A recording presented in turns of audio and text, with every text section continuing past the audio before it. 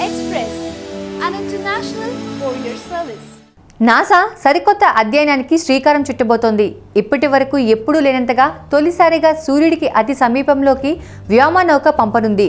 Solar probe plus machine పేరుతో ఈ వ్యోమనౌక ప్రయోగం 2018లో చేయనుంది. ఈ ప్రయోగం ద్వారా సూర్యుడి గురించి మరిన్ని విషయాలను స్టడీ చేయనుంది. సూర్యుడి ఉపరితలంపై 6.4 మిలియన్ కిలోమీటర్ల దూరంలో ఈ వ్యోమనౌకను లాంచ్ చేసి సూర్యుడి చుట్టూ ఏం జరుగుతుందో అన్న విషయాలను నాసా అధ్యయనం చేయనుంది. సూర్యుడి చుట్టూ ఉన్న కాంతి వలయ భాగం అత్యంత ప్రాముఖ్యమైనది. ఇక్కడి నుంచే సౌర విద్యుత్ విడుదల జరుగుతుంది. సూర్యుడి నుంచి విడుదలయ్యే సౌరశక్తి అంతరిక్షంలోని వాతావరణంతో పాటు భూమిపై కూడా ప్రభావం చూపుతుంది. సూర్యుడి చుట్టూ ఉన్న కాంతి వలయం ఉష్ణోగ్రత ఇతర పొరల కంటే అత్యంత వేడిగా ఉండేందుకు కారణాలను సోలార్ మిషన్ ప్రోబ్ ద్వారా అధ్యయనం చేయనున్నారు.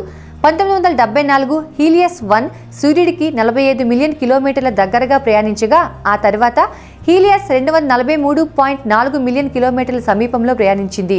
ఆ తర్వాత బాణుడికి అత్యంత దగ్గరలో సోలార్ ప్రోబ్ ప్లస్ మిషన్ ప్రయాణించనుండడం విశేషం. జూలై 2018లో వ్యోమనౌకను అంతరిక్షంలోకి పంపనుండగా సెప్టెంబర్ ఆఖరి వరకు శుక్రుని వద్దకు 2024 డిసెంబర్లో సూర్యుని సమీపంలోకి వెళ్లనుంది. ఇక దీనిపై పూర్తి వివరాలను నాసా వెల్లడించనుంది. అయితే సూర్యుడిపై ప్రయోగాన్ని ఆపాలని ప్రపంచ దేశాలు కోరుతున్నాయి.